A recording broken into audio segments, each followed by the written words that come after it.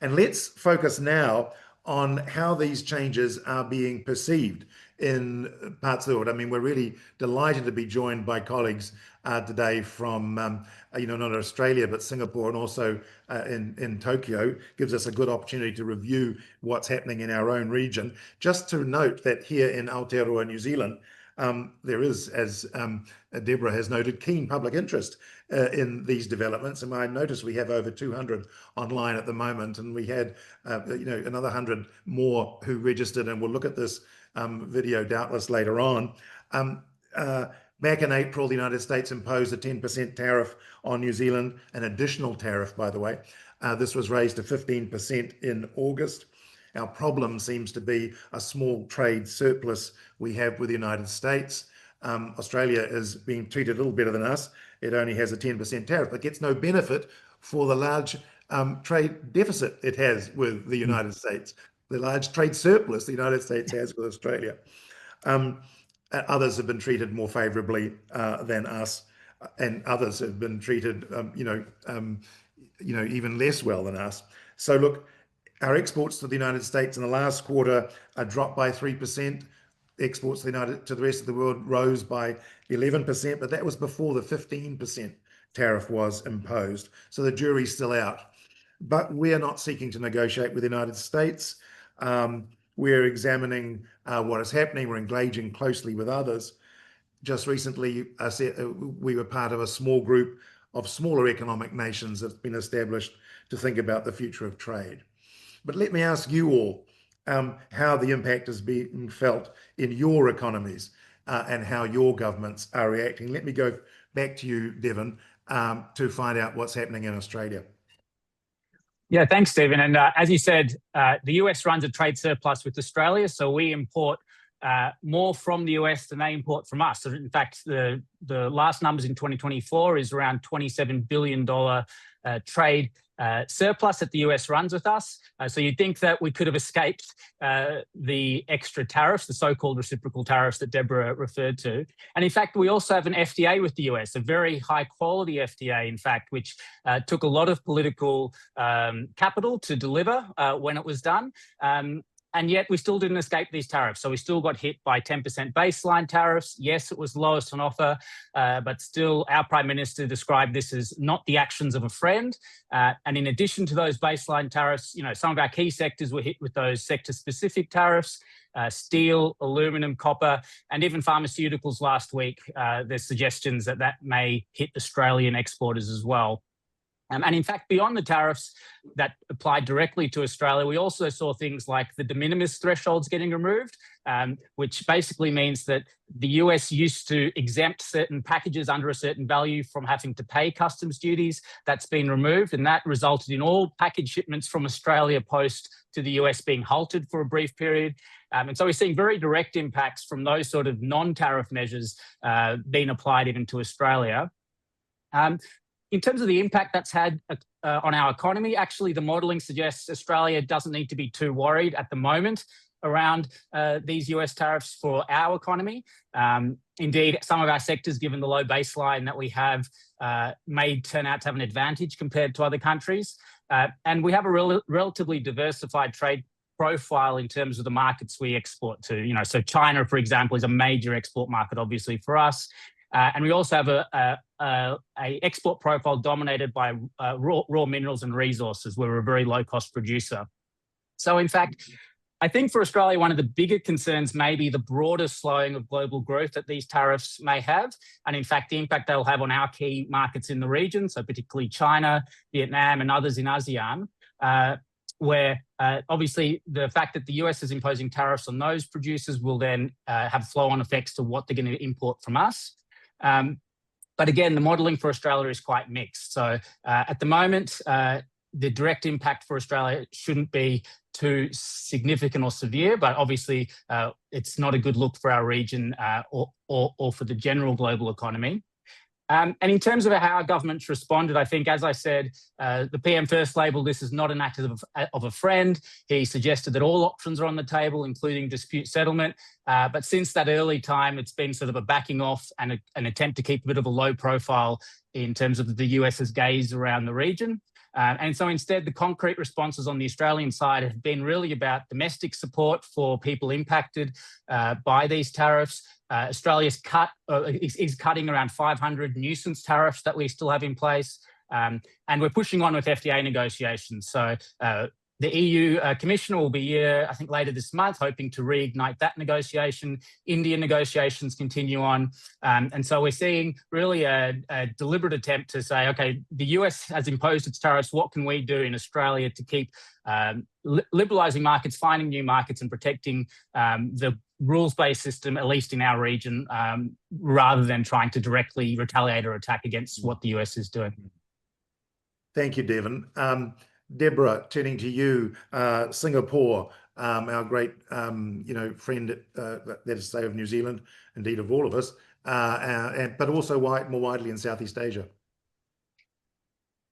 Yeah, so Singapore, like Australia, has a 10% tariff. And as a result of that, Singapore is, like Australia, ducking under the table and hoping that the United States doesn't even notice that they exist. I mean, I think that's part of the challenge that we're having here, is that we have these differential impacts of these tariffs, where even within Southeast Asia, tariffs range from 40% now against Laos and Myanmar. Most of ASEAN is sitting at 19 or 20%, and Singapore sitting at 10%. And so it's been challenging for governments to actually coordinate because the impact is differential. First of all, the direct impact is differential, but even if you dig down a bit and you say, well, how are we affected by this? Some countries like Cambodia, which appear to be badly hit by a 19% tariff, it's a very trade exposed country. It exports a tremendous amount, especially of clothing and luggage and so forth, to the United States directly, appears to be in rough shape given all of this tariff disruption.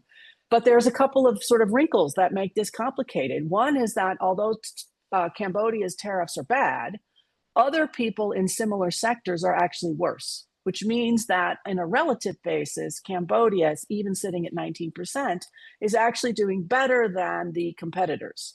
So that makes the impact, which is not great, just to be clear. I'm not suggesting tariffs are a good thing. Let's not do them.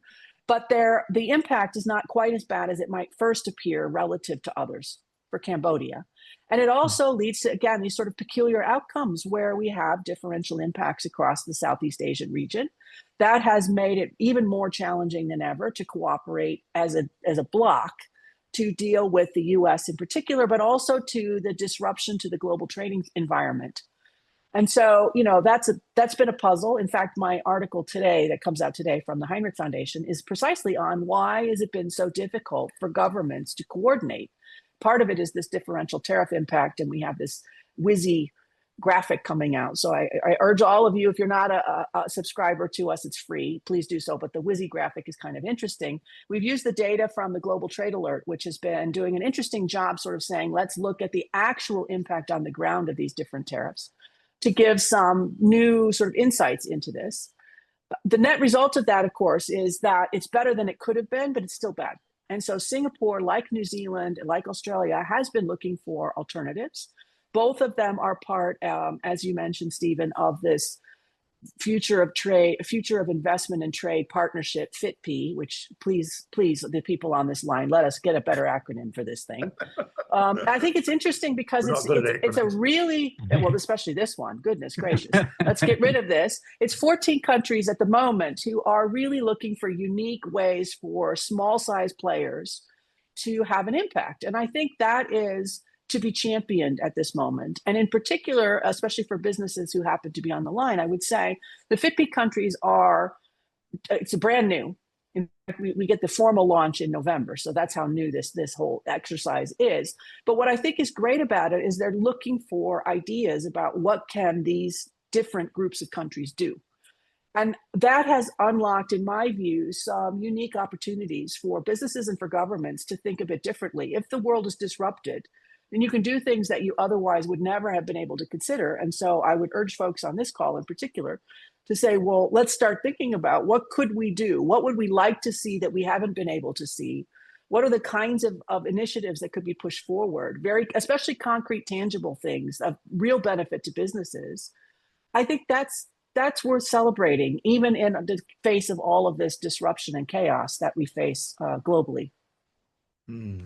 Thank you for that, Deborah. Philip, how about things in Tokyo and maybe Korea?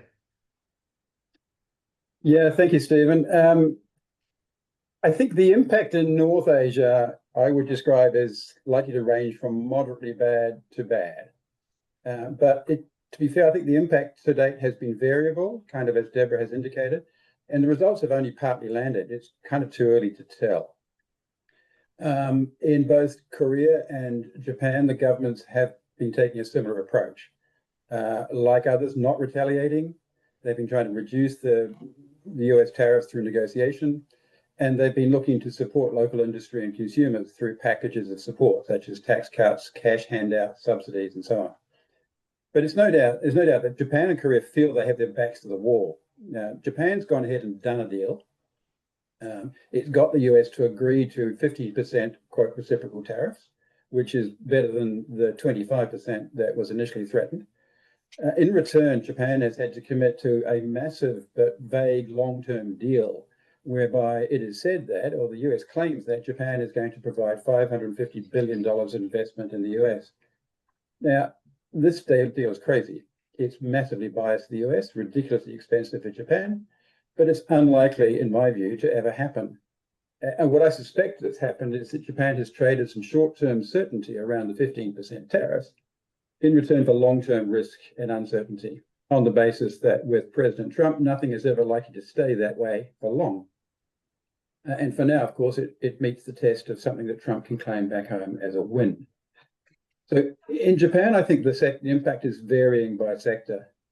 So far in sectors like automobiles, I think we've seen relatively stable export prices, but volumes have fallen, which suggests that Japanese exporters so far are taking some of the pain. It's not clear that they will continue to do so. I think the likes of Toyota, who have a huge manufacturing capacity inside the US, will be able to cope. They've got global portfolios. But for small to medium enterprises and those at the bottom of the export chain, I think life is much tougher. I think automobiles are a bit special in the sense that the Japanese manufacturers so far have chosen the hybrid route rather than electric vehicles. And so far, they're doing very well. Now, so far, the US is helping them by not allowing or by largely blocking BYD and Chinese exports to come into the US. If the US were to allow BYD into their market, I think that could be very dangerous for the Japanese manufacturers. Also, I think the currencies are making a difference. The low yen, the high dollar provides a bit of a cushion still for exporters out of Japan. But nonetheless, as elsewhere, and as others have said, I think the Japanese are furious that they've even had to do a deal at all. There is no upside in this deal for them. The tariffs were previously very low. They're already the largest investor in the United States, one of the US's most reliable security partners. They're thinking, what more can we do? And of course, then you look across to Korea, and the Koreans, I think, are in an even worse situation and having to deal with semiconductors and chips as well as cars. Korea has tried to do the same kind of deal, or was trying to do a similar deal to Japan, but hasn't got there yet. They're in a tougher situation. They've got less investment in the US, smaller foreign reserves, and they're feeling pretty angry about the incident last week where 300 Koreans were expelled from a Hyundai plant in the United States. So Korea has an informal agreement, a handshake. Maybe that's a napkin deal, as they said, with US around 15%. But the US is pushing for $350 billion of investment, and Korea this week has just come out and said, we cannot do that. Mm. So both countries are following the same strategy of negotiate, don't retaliate, and seek to mitigate the damage to the local economy and supporting consumers. Mm. So it's a pretty grim outlook in North Asia, Stephen. You know, what's coming through from this conversation is the differing nature of the tariffs and the way they impact on differing trading partners, which gives rise to some unusual situations such as the ones that Deborah talked about vis-a-vis Cambodia and others in Southeast Asia, or very severe outcomes, not so much for trade but for investment in particular for North Asian economies. And this really complicates the system that we're looking at.